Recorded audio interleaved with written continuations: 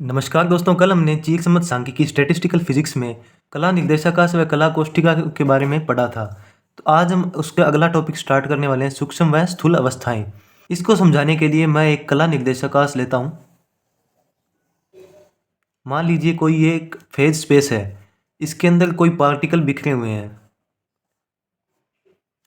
इन particle को मैं n1, n2, n3, n4 व ni नाम देता हूँ। आपको पता होगा कला निर्देशांक या फेज स्पेस में जो पार्टिकल की संख्या होती है वो नियत रहती है। तो इसमें हम ये लिख सकते हैं कणों की संख्या नियत रहती है। इसके लिए हम जो पार्टिकल है उनको जोड़कर एक साथ लिख सकते हैं n1 plus n2 plus n3 dash dash dash plus ni। ये जो nवां कण होगा बराबर में n। ये जो कण होते हैं मेनली इसमें नियत रहते हैं। इसको अगर हम और छोटे रूप में लिखना चाहें तो ऐसे लिख सकते हैं समेशन ni i1 से nवें बिंदु तक बराबर में n कण कांस्टेंट। अब दोस्तों पार्टिकल तो नियत है, इसके साथ साथ इनकी ऊर्जाएं भी E1, E2, E3, E4 व EI लिखा जा सकता है। इसलिए उसकी कुल ऊर्जा, इन जो कणों की कुल ऊर्जा होगी वो भी नियत रहेगी। कुल ऊर्जा नियत। इसको हम क्या लिख सकते हैं E1 plus E2 plus E3 plus so on and EI energy के रूप में। इसको कंप्लीट को हम एक साथ लिखें प्रत्येक कण के लिए ऊर्जा, तो वो होगी n1 E1 plus n2 E2 plus n3 E3 and plus so on plus ni और EI। ये होगी एनर्जी जो कि है कांस्टेंट। ठीक है दोस्तों, अब हम अगले टॉपिक पे आते हैं, सूक्ष्म अवस्था। सूक्ष्म अवस्था कुछ नहीं, बस एक डेफिनेशन है जो आपको पढ़नी है। सूक्ष्म अवस्था। दोस्तों सूक्ष्म अवस्था क्या होती है? जो ये कला निर्देशांक में इसमें कणों की जो वितरण की व्यवस्था है जिस कला कोष्ठिका में होती है उसको हम सूक्ष्म अवस्था कहते हैं। डेफिनेशन क्या लिखेंगे इसकी? कला निर्देशांक में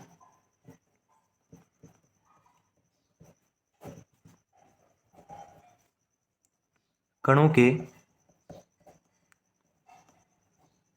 वितरण की व्यवस्था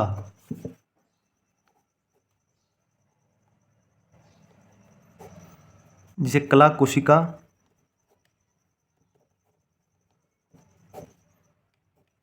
को सूक्ष्म अवस्था कहते हैं।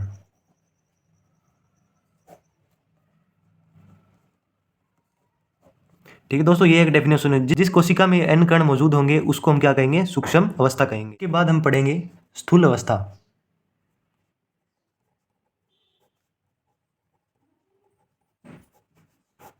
सूक्ष्म अवस्थाओं से मिलकर बनी एक बड़ी व्यवस्था स्थूल अवस्था कहलाती है। डेफिनेशन इसकी लिखेंगे हम, सूक्ष्म अवस्थाओं के विनिर्देश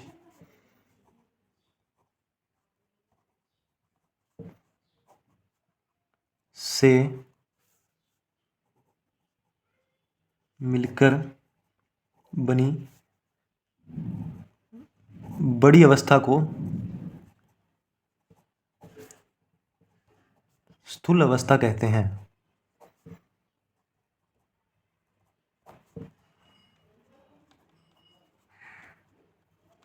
दोस्तों ये होगी हमारी सूक्ष्म व स्थूल अवस्था की डेफिनेशन। अगला जो हमारा टॉपिक है वो है ऊष्मागतिक प्रायिकता।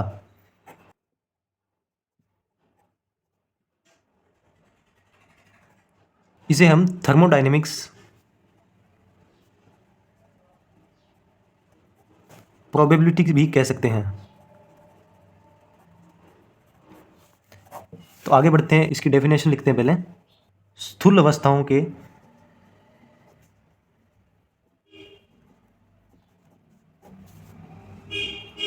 संगत सूक्ष्म अवस्थाओं की संख्या को ही ऊष्मागतिक प्रायिकता कहते हैं। सूक्ष्म अवस्थाओं की संख्या को थर्मोडायनेमिक्स प्रोबेबिलिटी या ऊष्मागतिक प्रायिकता कहते हैं। इसके लिए एक फॉर्मूला हम लिखते हैं। ऊष्मागतिक प्रायिकता को W से डिनोट किया जाता है। इसके लिए ln बटा में N1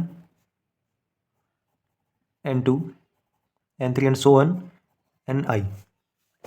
दोस्तों ये अगर आपको डेफिनेशन से नहीं समझ आता है तो इसके लिए हम एक क्वेश्चन करते हैं। क्वेश्चन से आपको कंप्लीटली समझ आ जाएगा, कोई भी डाउट नहीं रहेगा आपके मन में। इसके लिए एक एग्जांपल हम देखते हैं। माना कोई 4 कण हैं जो कि 2 कोशिकाओं में विभाजित होते हैं।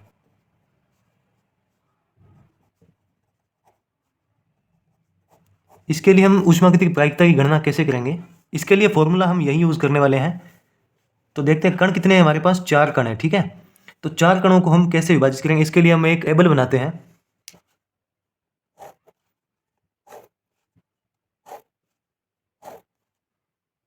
इसमें हम क्या लिखेंगे?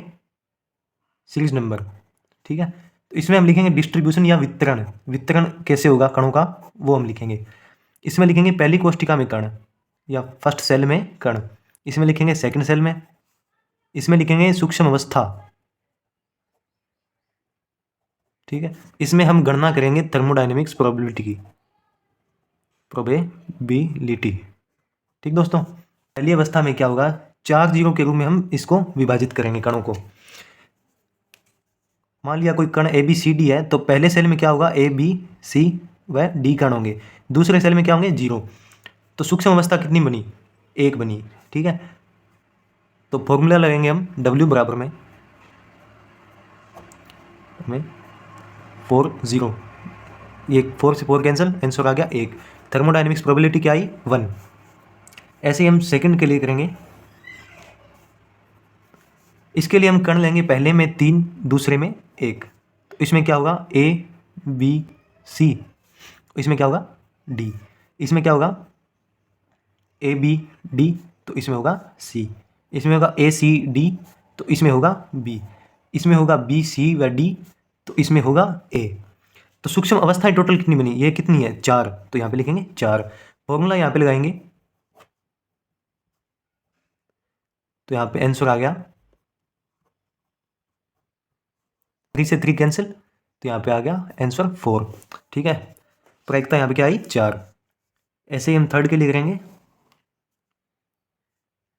थर्ड में क्या होगा? 2 व 2 का कॉम्बिनेशन बनेगा। तो पहले में AB, तो दूसरे में CD। पहले में AC, तो दूसरे में BD। पहले में AD, तो दूसरे में BC। पहले में BC, तो दूसरे में AD। ये अब इसका उल्टा हो जाएगा। पहले में BD, तो दूसरे में AC। पहले में CD, तो दूसरे में AB। अब यहाँ पे अवस्थाएं कितनी बनी? सूक्ष्म अवस्थाएं कितनी बनी? 6। फॉर्मूला यहाँ पे लगाएंगे, इसको W3 से डिनोट करेंगे, इसको W1, इसको W2, ठीक है। तो W3 हमारे लिए क्या आया? तो यहाँ पे हमारे लिए आंसर आएगा 6। तो ऊष्मागतिक प्रायिकता कितनी आई हमारे पास? 6, ठीक है। ऐसे ही हम फोर्थ के लिए जाएंगे। फोर्थ के लिए देखें तो 1 3 होगा। यहाँ पे D, तो यहाँ पे ABC, यहाँ पे C, तो यहाँ पे ABD, यहाँ पे B, तो यहाँ पे ACD, यहाँ पे A, तो यहाँ पे BC व D। इसमें अवस्थाएं कितनी बनेंगी? 4। W4 बराबर में 4 आ जाएगा। सेम दोस्तों यही कंडीशन होगी इसमें, बस इसमें यहाँ चेंज है, इसमें यहाँ चेंज है, ठीक है। बाकी सेम का सेम यही रहेगा। अब हम लास्ट अपनी प्रायिकता के लिए जाते हैं, 5th नंबर। तो इसमें क्या होगा? 0 4 होगा। ये जस्ट दोस्तों पहली जो हमने प्रायिकता ज्ञात की थी, इसका उल्टा है 5th नंबर वाला। तो इसके लिए हम यहाँ पे क्या लिखेंगे? 0, और यहाँ लिखेंगे ABC व D। यहाँ क्या आएगा? 1। तो W5 बराबर में क्या आया? 1। दोस्तों सेम ही आने वाले हैं ये पहले और 5th में। तो दोस्तों ये थी हमारी ऊष्मागतिक प्रायिकता। अब इसमें टोटल हम माइक्रोस्टेट या सूक्ष्म अवस्था देखें तो वो कितनी है, काउंट कर लेते हैं हम। 1 4 5 6 11 4 15 और 1 ये 16 हो गई, ठीक है। तो सूक्ष्म अवस्था हमारे पास कितनी आई? 16। तो दोस्तों ये थी ऊष्मागतिक प्रायिकता। अगर आपको समझ आई तो वीडियो को लाइक कीजिएगा, अपने दोस्तों के साथ शेयर कीजिए। हम ऐसे ही कंटेंट अपलोड करते रहेंगे, आपका टाइम वेस्ट ना हो इसके लिए मैं बहुत फास्ट चल रहा हूँ। कोई दिक्कत हो तो कमेंट सेक्शन में आप बता सकते हैं।